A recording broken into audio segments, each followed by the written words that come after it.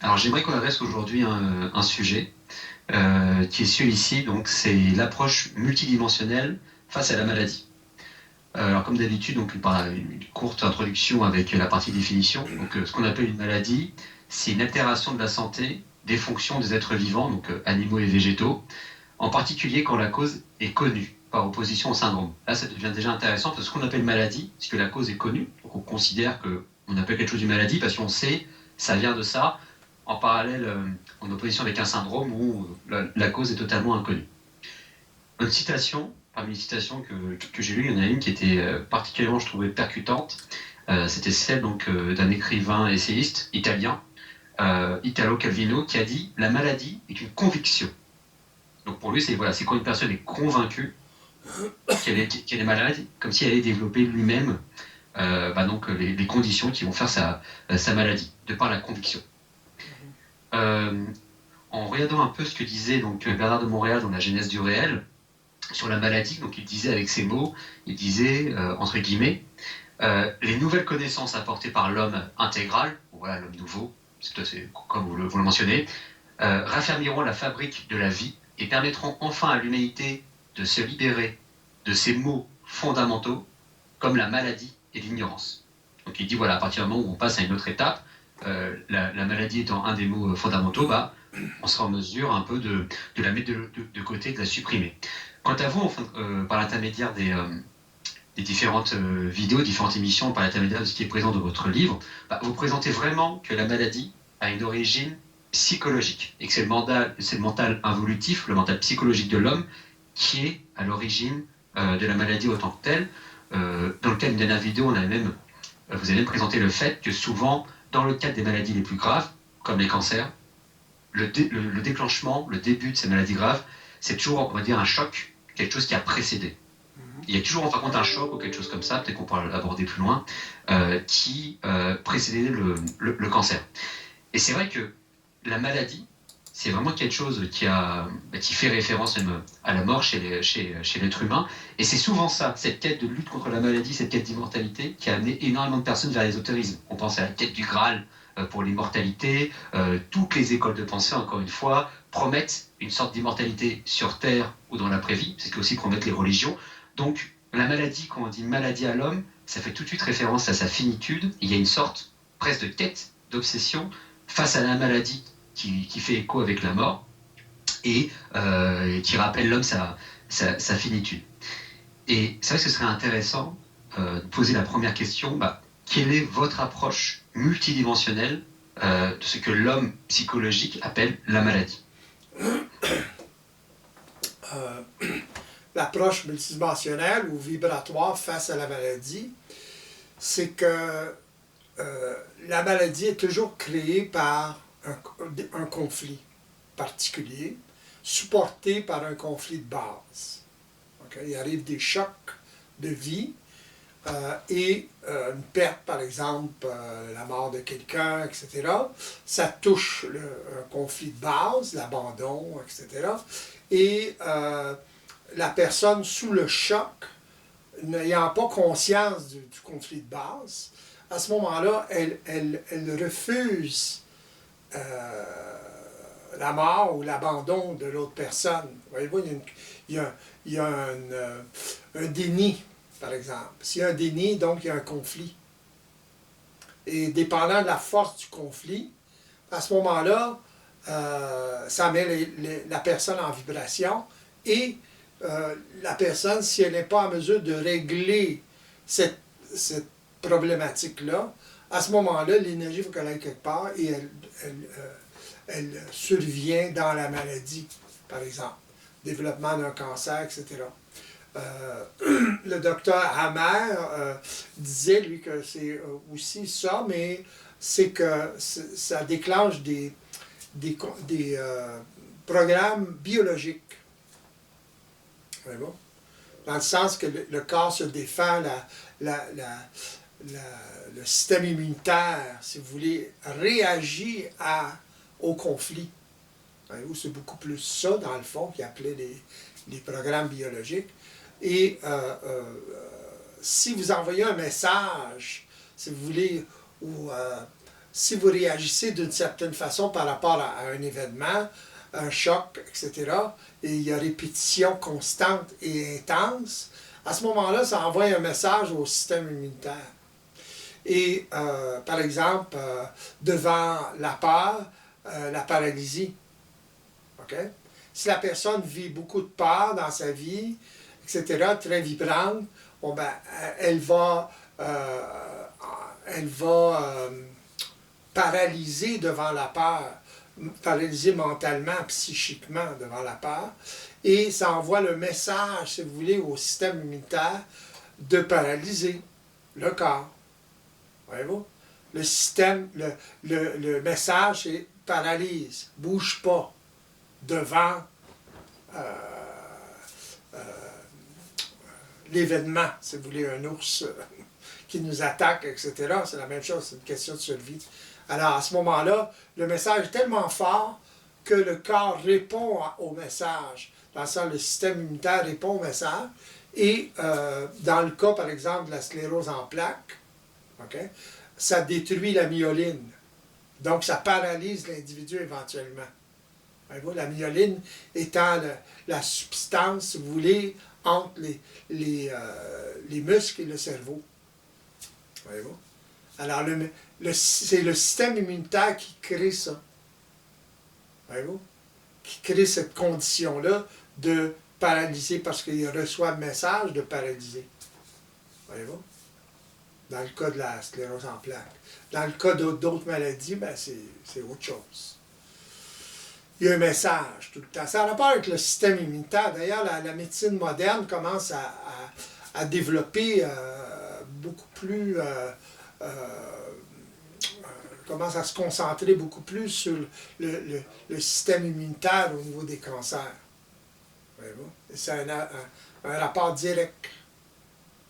Et le rapport, c'est le message qui est envoyé. Hein? Involontairement, c'est évident, par l'individu, à travers sa réaction vibratoire. Il réagit trop fort.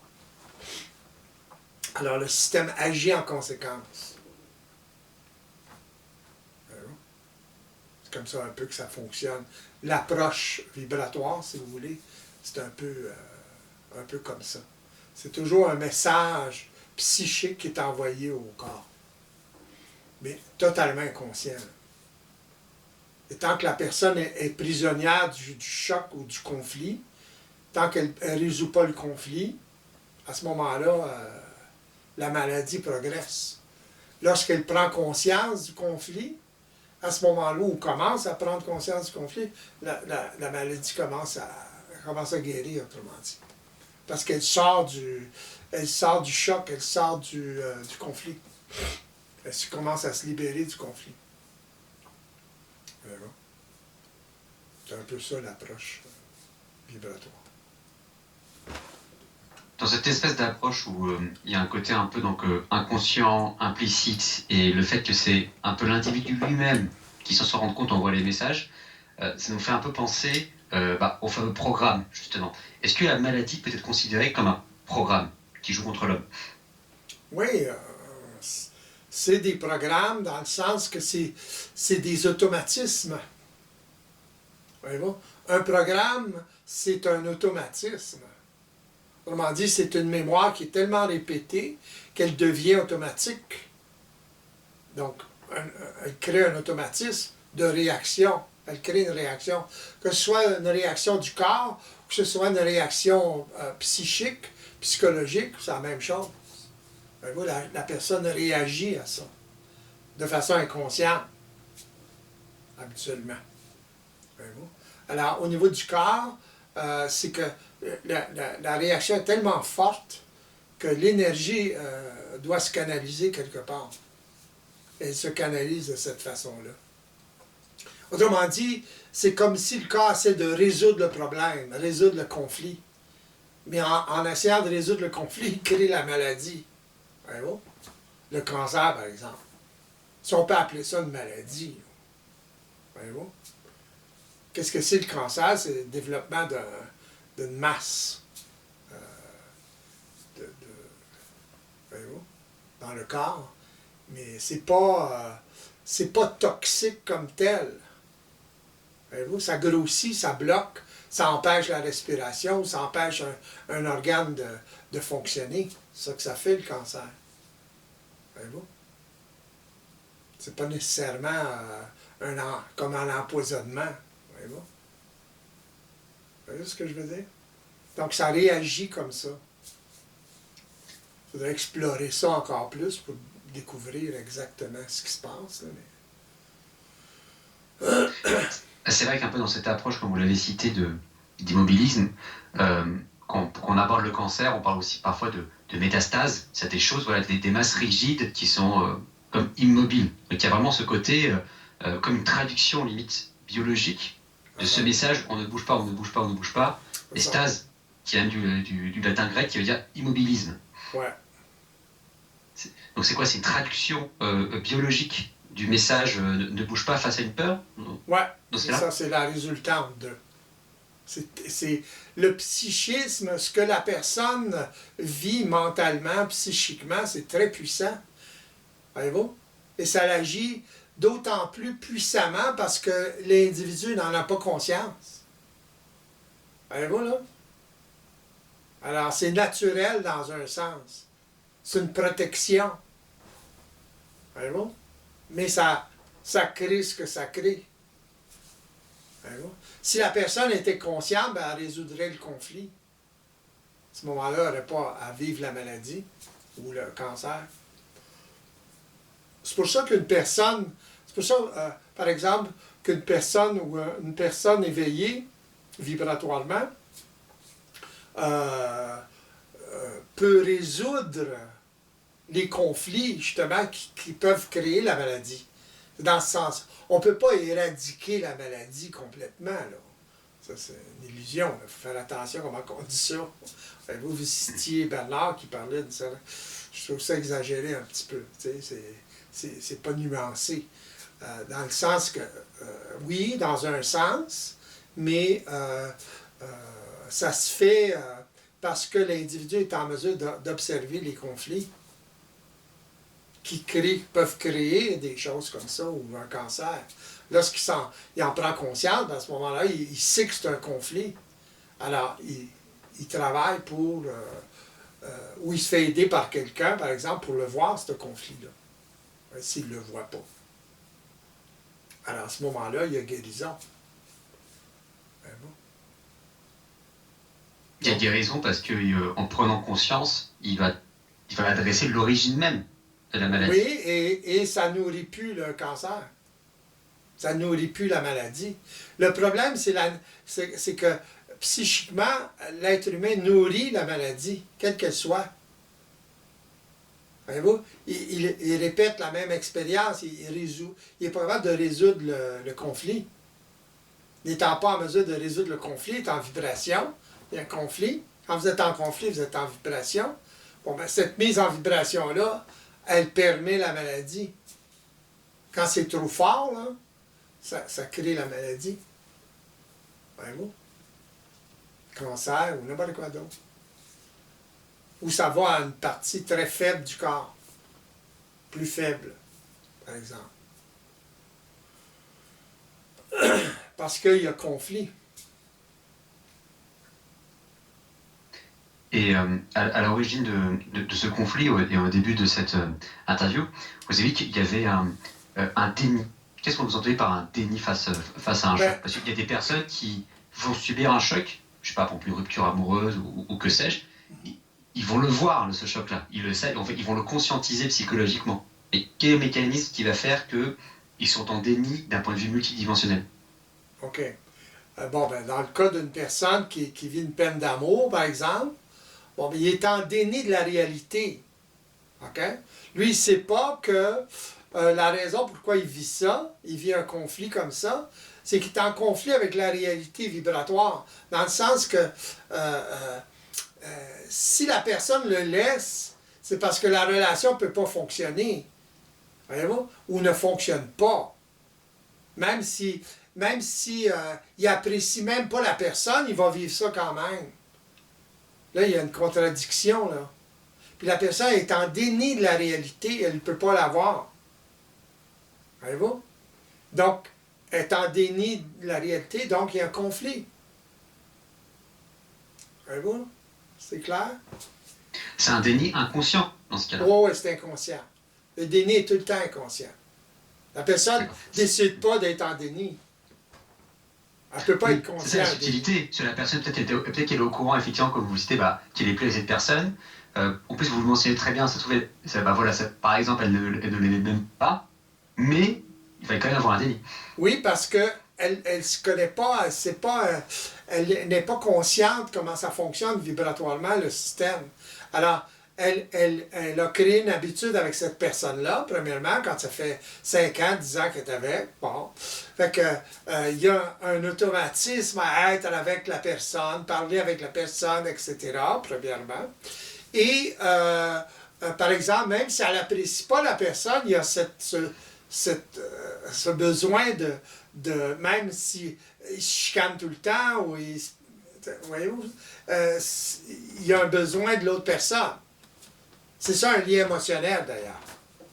Voyez-vous, que ce soit positif ou négatif, c'est un lien émotionnel. À ce moment-là, il y a un conflit entre les deux, tout le temps. Puis il y a un déni de la réalité. La personne n'est pas consciente de la réalité qu'elle vit, là. Voyez-vous? Elle est en déni. Parce qu'elle agit autre chose. Elle veut pas que cette personne-là parte ou whatever, mais elle n'est pas capable de s'entendre avec. Mais elle l'aime. OK. Voyez-vous ce que je veux dire? C'est ridicule. Mais c'est comme ça. C'est ça un déni. Elle va dire toutes sortes de choses comme ça, mais après ça, elle va dire je l'aime. C'est ça. Le déni, c'est je l'aime. Ouais, mais elle n'agit pas en fonction de l'amour qu'elle croit avoir pour la personne. Elle ne l'apprécie pas. L'autre personne ne l'apprécie pas. Il y a quelque chose qui ne marche pas là-dedans. Là. Voyez-vous? C'est en déni de la réalité. Là. Il y a un conflit. Là. Voyez-vous? Que la personne n'est pas capable de résoudre. Bon, ça peut rendre malade une personne. C'est trop fort, là. Personne ne peut tomber malade à cause de ça. Dans le sens de cancer, n'importe quoi. C'est la fameuse maladie d'amour, comme on maladie dit. D'amour, ouais. Oui, très bien. Il y en a beaucoup qui sont morts de la maladie d'amour. Oui, c'est ça. Mais c'est ça qui est aussi intéressant dans votre démonstration, c'est des personnes qui, objectivement, empiriquement, vont être amenées à se déchirer, donc les disputes, etc. Mais à la fin, on dit « Oh, mais je l'aime quand même ». Donc là, on est complètement dans un déni, là. Mais ils ne réalisent pas que c'est seulement une habitude. C'est seulement les automatismes qui aiment la personne, genre. T'sais? C'est parce qu'il y a ces automatismes-là. C'est tout. Puis là, ben, si on coupe si ils pensent 2 minutes à laisser la personne, là, ils ont une mise en vibration parce que les automatismes, eux, ils veulent continuer. C'est comme ça que ça marche. Puis la personne, elle s'identifie aux automatismes, inconsciemment, c'est évident. Puis là, ben, elle est toujours elle va toujours vers cette personne-là, mais elle ne devrait pas. C'est comme le syndrome des femmes battues, là. Même chose. Ils se font taper, bing, bang, boum, bang, puis ils s'en vont, par exemple, dans un foyer spécialisé pour ça, puis là, ils veulent revenir avec le mec. Puis quand ils reviennent, ben, c'est bing, bang, boum, bang. Et pourquoi alors? C'est quoi? C'est l'habitude? C'est le programme? C'est l'habitude, c'est l'ennui. Ce que j'appelle l'ennui vibratoire inconscient. Il pense que c'est de l'amour. Ah, je l'aime. Ouais, mais il te bat. Ça rend les potes, au beurre noir. Hein? Puis ça, si elle bat, ça veut dire que la communication n'est pas forte. Voyez-vous? La personne, justement, la femme qui se fait battre, elle agit dans le sens, il y a une controverse. Tu sais, le mec, il n'abat pas pour rien, là. Ça ne veut pas dire qu'elle est coupable, ça. Voyez-vous? De provoquer absolument sciemment l'autre personne. Voyez-vous? Mais elle tient son bout, elle tient à sa raison, etc. Puis là, ça se passe. Il y a un problème de communication en partant. Il n'y a pas d'affaire à ce mec-là, puis le mec n'a pas d'affaire avec cette personne-là. Ça ne fonctionne pas, ils ne sont pas suffisamment évolués, tout simplement. Peut-être ça marcherait, elle, avec un autre mec plus doux, là, plus, tu sais, plus bêta. Là. Celui-là, il est habitué dans la violence, le kit, fait que ça marche pas. Il y a un déni de la réalité à ce moment-là, de la femme et de l'homme aussi. Là, tu sais. Il l'apprécie pas, mais il abat puis il veut la garder. OK. C'est quoi qu'il veut au juste? Le corps? Tu sais? C'est ridicule. Mais c'est l'habitude d'être avec une personne. Voyez-vous l'affaire de la solitude puis le conflit d'abandon, comment ça agit? C'est toujours ça qui agit. Ah, je l'aime. Mais c'est l'abandon qui pousse la personne à vouloir garder cette relation-là, malgré tout. Imaginez. Ouais, c'est assez paradoxal. Et vous avez abordé quelque chose, ce que vous avez nommé l'ennui inconscient. Si vous pouvez un peu élaborer sur cette notion. L'ennui vibratoire, vous voulez dire? Oui. OK. Ben, c'est un peu ça. L'ennui vibratoire, c'est le fait qu'il y a des automatismes à être avec quelqu'un ou dans un endroit même. Voyez-vous? Passer assez longtemps dans le sud, dans une place paradisiaque, vous allez voir, vous allez vous ennuyer.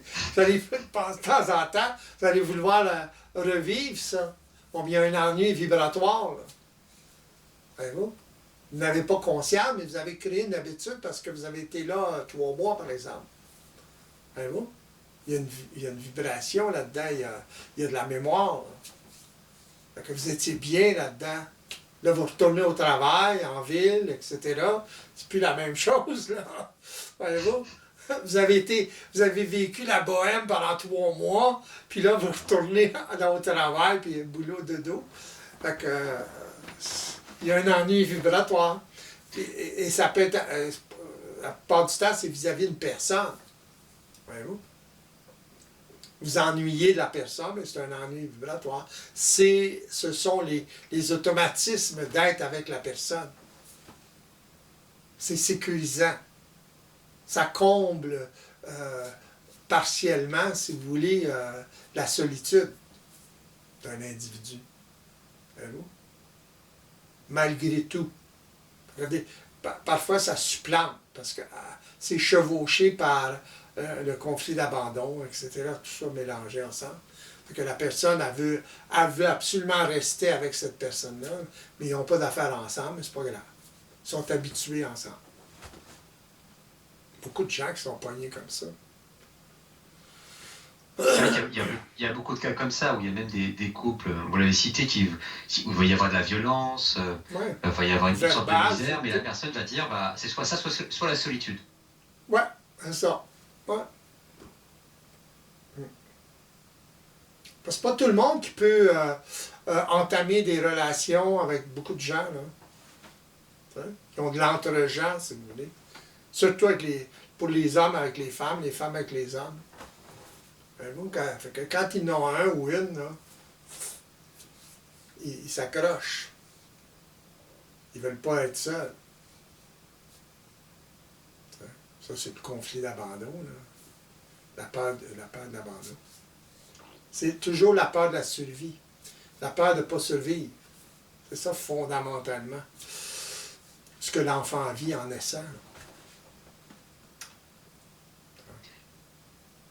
Et j'aimerais revenir sur la maladie en tant que telle, et aborder le sujet de la vieillesse. Donc c'est quand même un sujet où l'homme, il constate ça empiriquement. Est-ce que la vieillesse est considérée comme une maladie?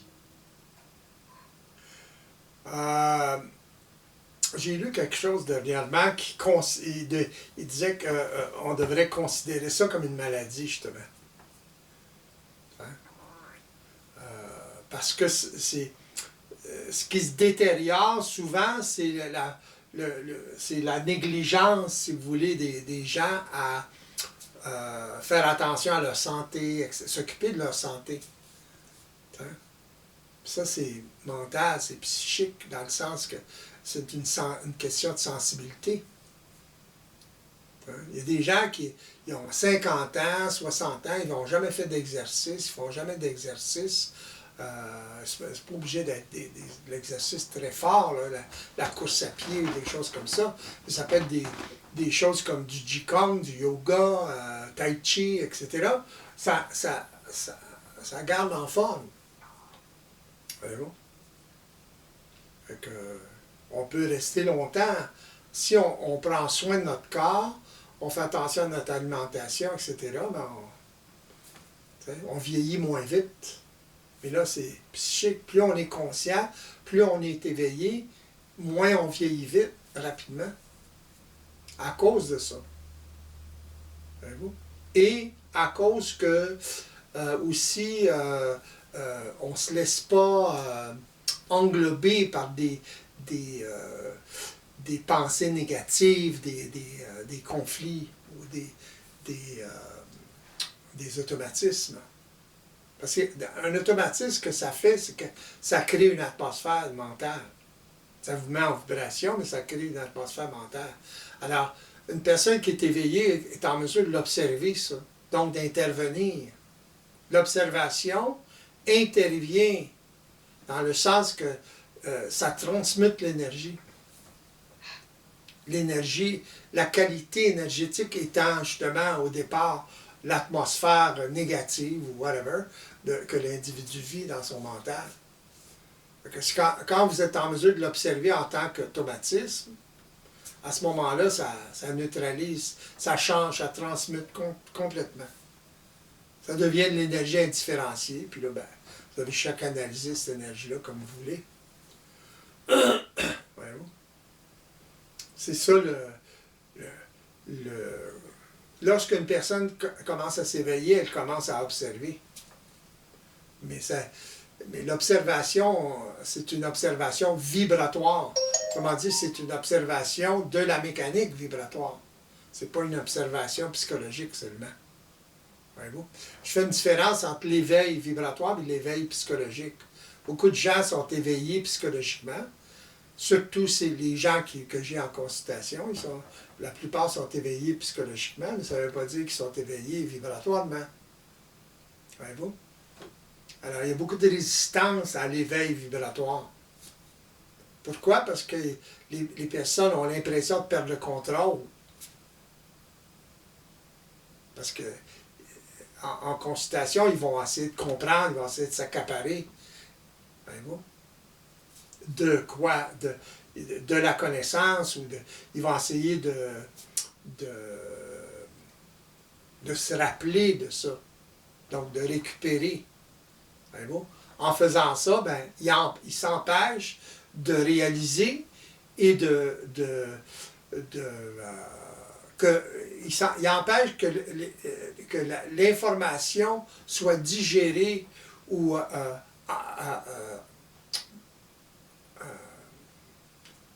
enregistrée adéquatement par le système. Parce que lorsqu'on absorbe l'information, on enregistre. Ça enregistre seul. On n'a pas à enregistrer. Un enfant, il n'enregistre pas parce qu'il veut enregistrer. Ça s'enregistre. Il développe des façons de marcher à quatre pattes, comment. Il ne pense pas à ça. Là. Il n'essaie pas de comprendre ça. Il figure, c'est naturel. Pourquoi? Parce qu'il absorbe l'information. L'information étant son action. Voyez-vous? La résultante de ses actions, c'est l'information. Il absorbe ça sans y penser. Ça se fait tout ça. C'est pour ça qu'il apprend vite, d'ailleurs. Alors, lorsqu'un individu est en mesure d'absorber l'information sans essayer de la comprendre tout de suite, parce qu'on ne comprend pas grand-chose tout de suite, contrairement à la croyance populaire, les intellectuels, ils pensent « Ah, j'ai tout compris, là. Bon, tu n'as pas besoin de me répéter, j'ai tout compris. » Mais on ne comprend pas comme ça. On comprend une partie. Mais lorsque une personne fonctionne de cette façon-là, il coule ça dans le ciment, ça ne peut pas évoluer. Voyez-vous? Tandis que lorsqu'il absorbe l'énergie, ou l'information plutôt, à ce moment-là où il est ouvert à absorber l'information sans essayer de se l'accaparer, à ce moment-là, ça s'enregistre comme ça devrait s'enregistrer. Et la prochaine étape, si vous voulez, il est capable, devant la même information, de voir encore plus loin, puis encore plus, puis autrement dit, comprendre. Mais à ce moment-là, c'est une compréhension vibratoire de la réalité. Et c'est là que ça augmente, ça évolue. Tandis qu'au niveau psychologique, ça évolue pas. Ça comprend.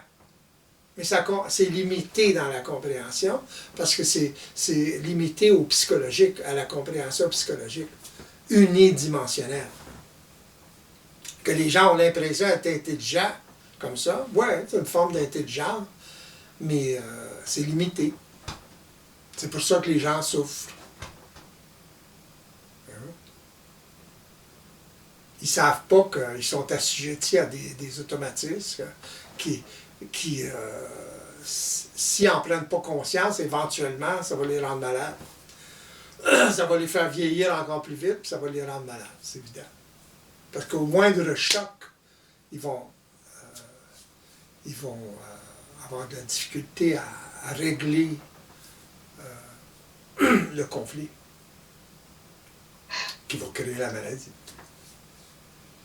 Alors pourquoi justement cette approche psychologique donc, qui va se traduire par de l'anxiété, du stress, va venir accélérer le vieillissement? Parce que c'est vrai qu'on voit que des patients qui sont très stressés, ils vont avoir très vite des cheveux blancs. On voit cette image assez connue sur Internet pour les présidents du monde des grandes puissances. Il y a souvent avant, après, ils ressortent et on a l'impression qu'ils ont pris en 5 ans, qu'ils ont pris 15 ans dans la face, si j'ose dire.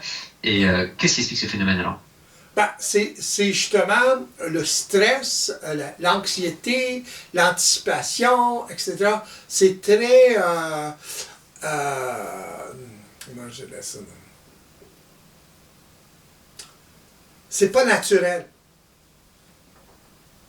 C'est anti-naturel, anti-système. Ça va contre le système. C'est pas comme ça que ça fonctionne. Il essaie de régler les problèmes de façon psychologique. Il se casse la tête, là. Voyez-vous? Fait que, tu sais, Einstein disait justement, on ne peut pas régler un problème avec la même méthode qui a créé le problème. Dans le sens, si c'est un problème psychologique, on ne peut pas le régler psychologiquement. Voyez-vous? On peut le régler d'une autre façon, qui englobe tout ça, qui peut voir. C'est un peu la même chose. Il essaie de régler des problèmes. Autrement dit, il se casse la tête, là. Tandis que lorsqu'on est éveillé, on n'a pas à se casser la tête comme ça. On a chaque créé les automatismes qui vont faire que ça va se faire naturellement, facilement. Voyez-vous? On s'organise. Voyez-vous? Tandis qu'une personne qui est au pouvoir, justement, il veut du pouvoir. Voyez-vous? Il veut contrôler. C'est pas pour rien qu'il est là. C'est dans le contrôle, là. Voyez-vous? Les députés, c'est la même chose. L'extrême droite ou l'extrême gauche, ils veulent contrôler de cette façon-là la société, etc. Ils veulent que ça fonctionne comme ça. Contrôle. Pourquoi le contrôle? Pour satisfaire leur insécurité. Voilà. Ils ne sont pas en puissance, ils ne se sentent pas en puissance, donc ils veulent avoir de la puissance sur les autres. Un pouvoir sur les autres. Non pas sur eux-mêmes, mais c'est pas grave. Ils transposent ça chez les autres. Donc c'est le contrôle absolu, là. Tu sais, dans le sens, le pouvoir corrompt absolument. Voyez-vous? Le pouvoir absolu corrompt absolument. Hein? C'est un peu ça, c'est le contrôle. C'est pour ça qu'ils vieillissent vite. Parce qu'ils ne peuvent pas contrôler comme ils pensent. Il y a trop de... C'est trop complexe. Il faut aller avec le courant. Puis on veut faire dévier un peu le courant, mais quelque chose pour faire dévier le courant. Il faut aller avec le courant, sans ça, faut pas se buter. Ben oui. Et parce que ces gens-là veulent contrôler, ben, ils se butent tout le temps à ceux qui ne veulent pas se faire contrôler. Ou ceux qui s'opposent à leurs idées. Imposer ses idées, c'est vouloir contrôler. Ben bon. Voir que les autres adhèrent à notre idée, les forcer à adhérer à notre idée. Vous pouvez créer les lois que vous voulez. Si les lois ne sont pas adaptées à la société, vous allez voir la révolution éventuelle, d'une façon ou d'une autre.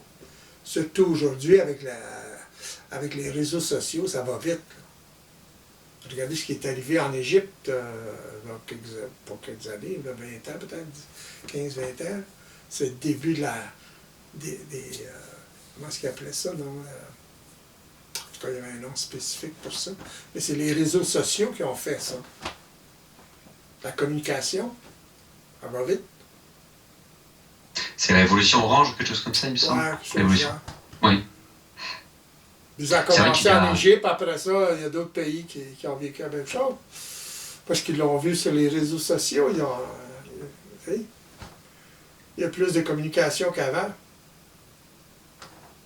Pour le meilleur et pour le pire. Et en plus, c'est assez drôle parce que, effectivement, ces présidents qui sont donc des personnes, enfin, les membres du gouvernement qui sont, en fait, d'un point de vue psychologique, du moins, ils représentent une sorte d'élite, mais ce sont les personnes qui sont le plus dans le contrôle, le plus dans cette volonté un peu paradoxale. Et c'est vrai que dans un contrôle, dans un gouvernement, dans une loi, il y a quelque chose d'assez rigide, là où il faut de la flexibilité par rapport à ce qui se passe.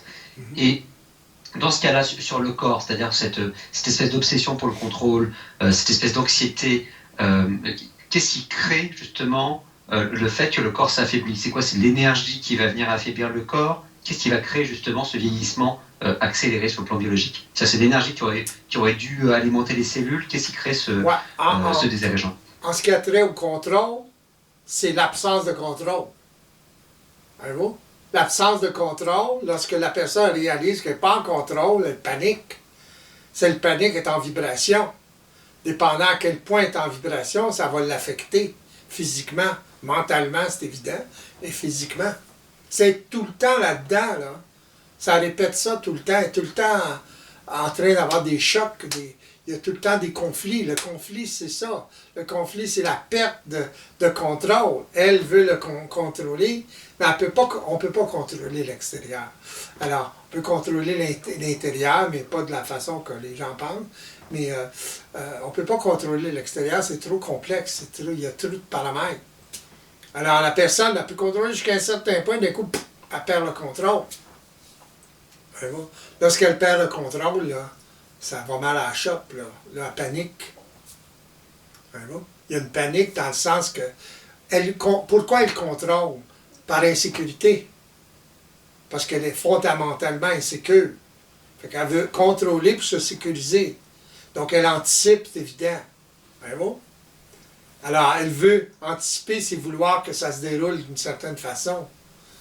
Ça va avec le contrôle. Le problème avec le contrôle, c'est la perte de contrôle. C'est là que ça va mal.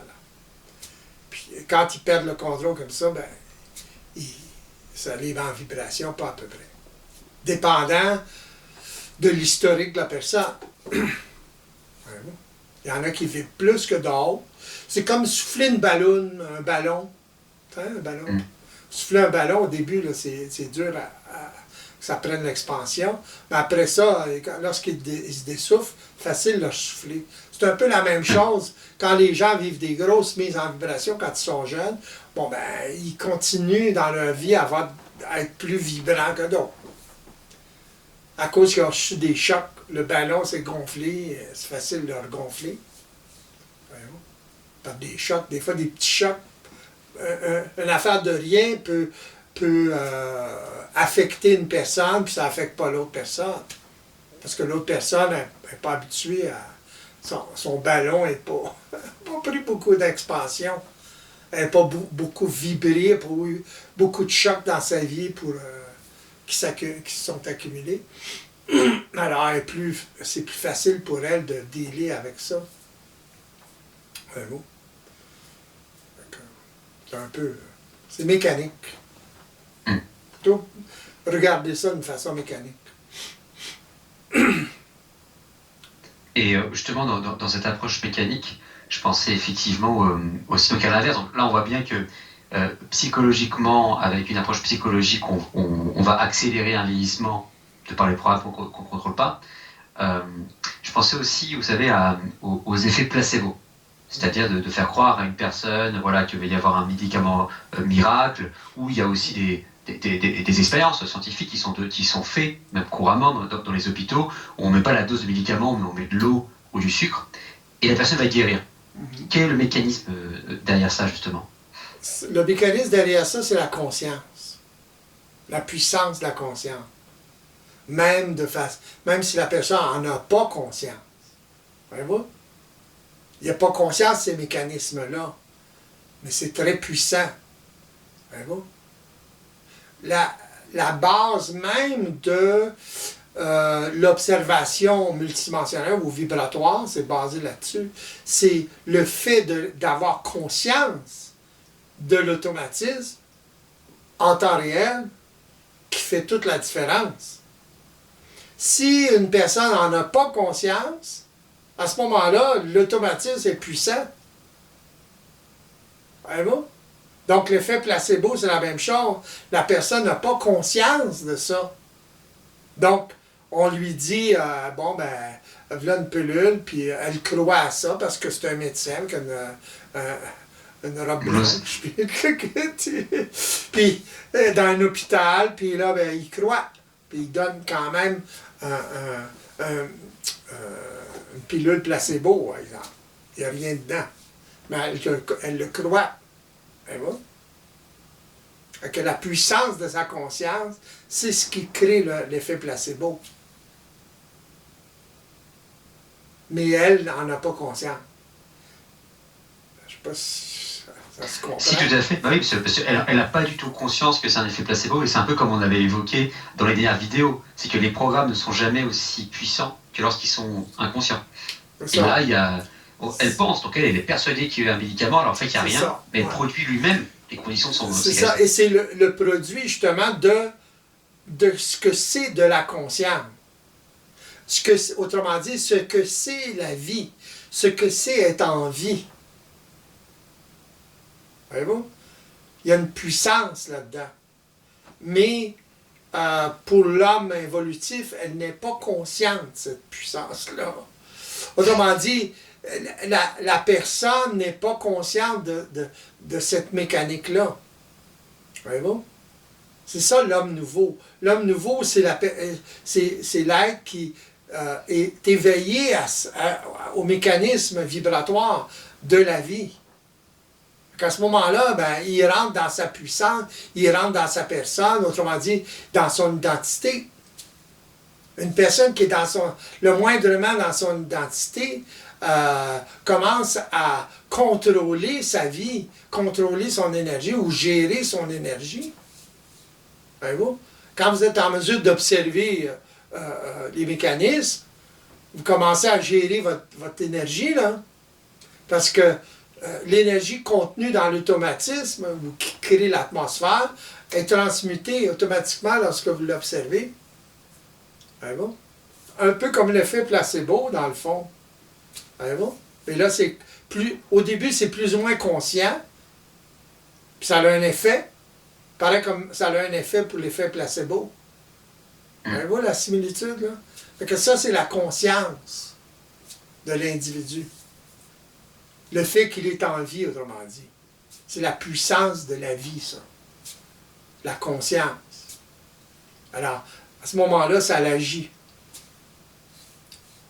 De la même façon, au niveau des théories quantiques, l'observation altère la réalité. Parce que la réalité de la particule est observée, simplement. L'infiniment petit étant observé, ben à ce moment-là, ça a un effet bizarre. Et c'est la conscience qui fait ça, là, qui crée cet événement-là. Alors la conscience, elle a un effet sur la matière. C'est ça que ça veut dire. Parce que la particule, c'est de la matière, ça. Qu'est-ce que vous entendez par la conscience? C'est une observation, c'est... Ouais. De la conscience, c'est la capacité d'observation. Qu'elle soit psychologique ou vibratoire, ou les deux, c'est la capacité d'observer. Ouais. Fait que la conscience psychologique, elle est limitée dans son observation. Elle est plus ou moins consciente. OK? Parce qu'elle observe seulement la forme, la surface. Tandis que l'observation vibratoire ou multidimensionnelle, elle observe la profondeur, le tout. Autrement dit, elle est en mesure d'observer la mécanique vibratoire de ce qui sous-tend la vie, les automatismes, comment ça fonctionne. Le psychisme. De la même façon que la médecine commence à découvrir de plus en plus les mécanismes du corps, des cellules, etc. C'est la même chose. Excepté que le côté psychique n'a pas été développé tellement. D'ailleurs, je lisais une anecdote de Tesla, justement. Il disait que lorsque les scientifiques vont s'occuper de l'invisible, dans le sens du psychisme, à ce moment-là, la science va devenir autre chose que ce qu'elle est maintenant. Ça va augmenter, la qualité de la science va être extraordinairement augmentée à cause de ça. Et donc la qualité des soins, la qualité de la médecine, c'est la qualité d'observation de la maladie en tant que telle. Oui. Ça va être encore... Oui, parce que ça va tenir compte de la réalité vibratoire. Tandis qu'aujourd'hui, ils tiennent plus ou moins compte de la réalité vibratoire. Ils vont parler, par exemple, d'automatisme, etc., mais en fonction du neurologique, tout le temps. Ils essaient de réduire ça. C'est très réductionniste comme approche. Voyez-vous? De toute façon, on arrivait bien à... Surtout pour ce qui est, par exemple, des maladies qui affectent le plus comme actuellement, c'est-à-dire, enfin, le plus, dans le sens gravement, c'est-à-dire, le cancer, c'est même une blague bien connue, où par exemple, les cancérologues, ceux qui s'occupent de ça, bah, ils savent pas l'origine. Il n'y a personne aujourd'hui qui peut dire, oui, je connais l'origine du cancer. Donc on voit bien, en fin de compte, qu'on est face à un mur. Qu'aujourd'hui, avec les outils qu'on a psychologiques ou la compréhension psychologique, on n'arrive pas à comprendre d'où ça vient. Il a peut-être eux-mêmes. Donc je comprends effectivement qu'il y a une étape à aller. C'est ça. C'est parce que surtout le cancer, c'est pas un microbe, c'est pas un virus, c'est pas des choses comme ça. C'est le corps qui fabrique des cellules qui ne devraient pas être là par protection, si vous voulez, dans un sens, pour se protéger. Mais en essayant de se protéger, ça nuit au reste du corps. Voyez-vous l'anomalie, là? C'est ça que ça fait, le cancer. Là. Ça prend l'espace. En prenant l'espace, ça étouffe le corps. Là. La personne meurt de ça, c'est évident. Tu sais, si vous avez un cancer à la gorge, vous allez avoir la gorge grosse de même, à un moment donné, là. Donc vous allez étouffer. Vous mourrez d'étouffement, pas du cancer. C'est le cancer qui vous tue, je suis d'accord, à cause qu'il prend trop d'expansion. Si vous l'avez sur le foie ou whatever, malgré qu'il y a différentes sortes de cancers, là, mais je parle du cancer qui prend trop d'expansion. C'est ça que ça fait. Parce que c'est pas le cancer qui est toxique comme tel. Voyez-vous ce que je veux dire?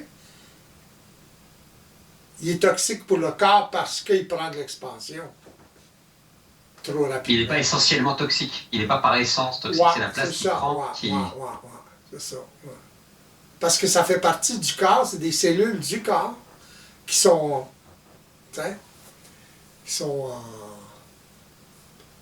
en réaction à quelque chose. Ils sont en réaction au conflit, justement. Alors, ça c'est intéressant. Tant que la personne est dans le conflit, elle nourrit le cancer. C'est comme si elle donnait de l'énergie au cancer, tout le temps. Elle l'alimente. Elle l'alimente, ouais. Alors, elle est constante. Ça devient chronique. Elle est constante. Alors, vous brisez cette constance-là, le cancer n'a plus d'énergie, là. Donc, il ne progresse plus. Donc, il va... Soit qu'il reste comme ça, ou il va se nécroser, qu'il appelle. Alors, c'est ça qui arrive. Lorsqu'une personne prend conscience du conflit, c'est ça qui arrive, c'est qu'il diminue. Il peut plus être nourri. C'est intéressant de se mettre dans les termes. Quand vous présentez le fait que c'est ce cancer qui prend le plus d'espace, on parle de masse cancéreuse. On parle de cette masse qui progresse. C'est ça. C'est la masse cancéreuse le problème. Quand elle prend d'expansion, that's it. Puis c'est en dehors du corps. Puis même là, tu sais, ça grossirait, on a de la misère à marcher. Mais ça continue tant qu'on nourrit, tant que la personne a nourri le conflit. Tant qu'elle ne résout pas le conflit, ça nourrit la maladie. Comment ça marche? C'est une anomalie. Elle doit être résolue. Si elle n'est pas résolue, ben, elle va être résolue d'une autre façon. On a l'impression que ce cancer, c'est limite un peu comme un signal. Que le corps signale, attention, il y a un conflit qui n'est pas résolu. Ou attention, il y a un déséquilibre. Oui. Il y en a un qui parlait à Thiers, je pense qu'il disait le mal a dit. Oui, c'est ça. Le mal a dit. Ouais. Ça signale quelque chose qui n'est pas ajusté. Est-ce que l'homme multidimensionnaire, donc l'homme nouveau que vous mentionnez, l'homme nouveau, alors, il n'est jamais malade? Non. Il n'est jamais confronté à la maladie? Non, ça veut pas. Non, c'est qu'il est en mesure de régler la maladie plus facilement. Au fur et à mesure qu'il évolue, c'est évident qu'il va se maintenir constamment hors de la maladie. Dans le sens qu'il va faire en sorte que la maladie n'ait pas la même virulence ou l'éliminer complètement. Parce qu'il a conscience des conflits qui créent ça, simplement. Si on reprend un peu ce côté maladie est un signal, il va être en mesure toujours de voir, d'interpréter, de dire ou de savoir qu'il y a conflit, donc il peut se faire aider, même une personne éveillée va se faire aider par une autre personne éveillée pour voir le conflit et c'est pas capable de le voir. Elle sait qu'elle n'est pas capable de le voir. Voyez-vous? Elle va se faire aider par quelqu'un, ou même elle peut en parler, puis là, une personne, même un enfant peut dire quelque chose, puis ok. C'est subtil un conflit. C'est là où le contact est encore plus important, justement, quand on voit la maladie, c'est il se passe quelque chose, j'arrive pas à interpréter le signal. C'est ça, ouais, il y a un conflit.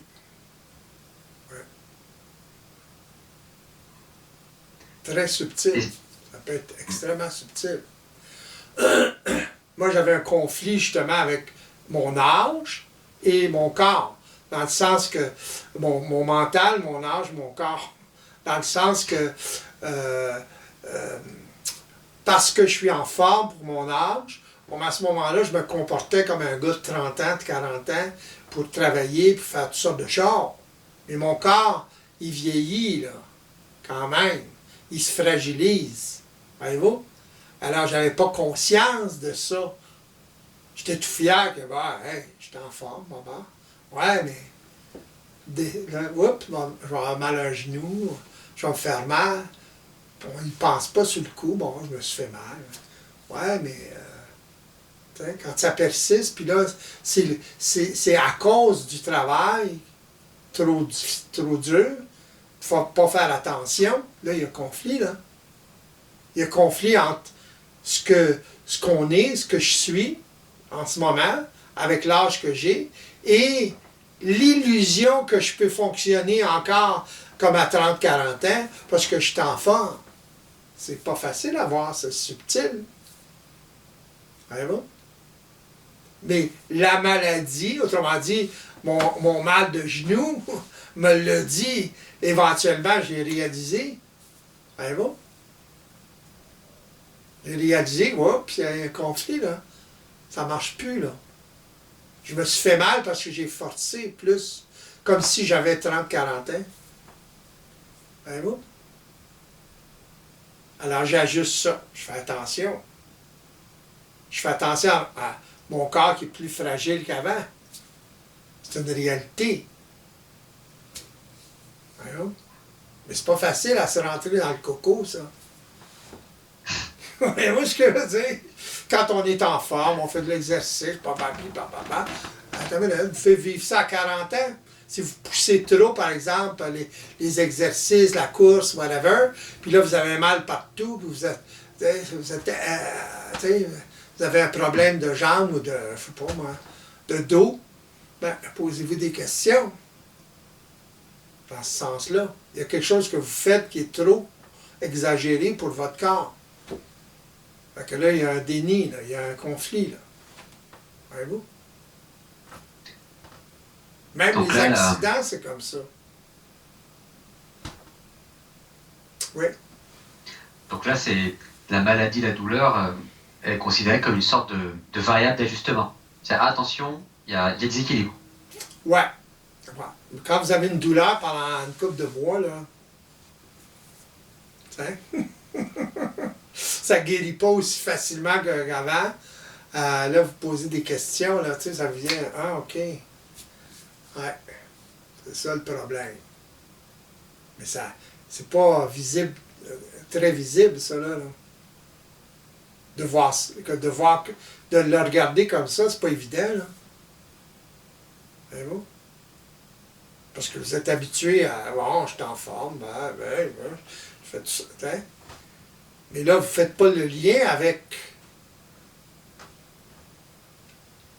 Donc là, c'est intéressant, parce que là, il y a justement l'habitude, donc là, encore une fois, le programme, l'habitude, face à le réel et le gap et l'ajustement qui s'est fait. C'est ça. Fait que, en ayant conscience ou en ayant une capacité d'observation, parce que c'est une capacité d'observation qui me fait voir ça, là, je peux contrecarrer ça. Donc, je peux guérir. Voyez-vous? Donc, je fais des exercices pour bien marcher, pas avoir mal aux genoux. Voyez-vous? Mais, par la suite, je fais très attention comment je me comporte par rapport à mon corps. Voyez-vous? Parce que si je ne fais pas attention, ça va recommencer, là. Je risque, ou ailleurs, je risque de me faire mal plus facilement.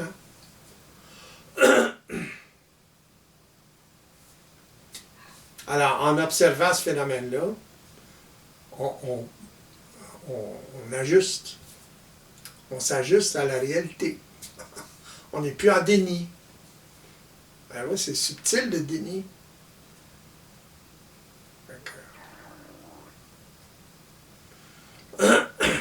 Il y a vraiment, effectivement, pour conclure avec tout ça, il y a vraiment cette... on a l'impression, en tout cas, que la maladie, la douleur, c'est comme vous l'avez mentionné, en fait, essentiellement, elle n'est pas là pour faire mal, ou pour impacter, ou... on est vraiment dans l'idée, encore une fois, que le système est parfait, il va créer des choses, et c'est plutôt l'interprétation psychologique qui va créer ce décalage et qui va aggraver ces signaux, en quelque sorte, envoyés par le système. C'est ça. La maladie vous dit quelque chose. Dans le cas de mon genou, ça me dit ça. T'sais? Éventuellement. T'sais? Ça a pris du temps, même. C'est très subtil, ça. C'est pas facile à voir. C'est ça, c'est un message subtil, un message implicite qu'il faut savoir observer. Alors là, encore une fois, une observation. Lorsqu'on a conscience des mécanismes, des automatismes, et que les automatismes sont inconscients très souvent, à ce moment-là, on en prend conscience plus facilement. Parce qu'on a conscience de la mécanique, ça fonctionne à travers des automatismes comme ça, justement. Donc, encore une fois, la conscience. Pardon? Pardon, oui. Donc, encore une fois, la conscience, l'observation. Ouais, c'est ça. Ouais. C'est la seule chose qui peut nous guérir de la maladie. Efficacement. À moins de se faire opérer, là, whatever. Mais qui peut prévenir aussi, puis contrecarrer la maladie.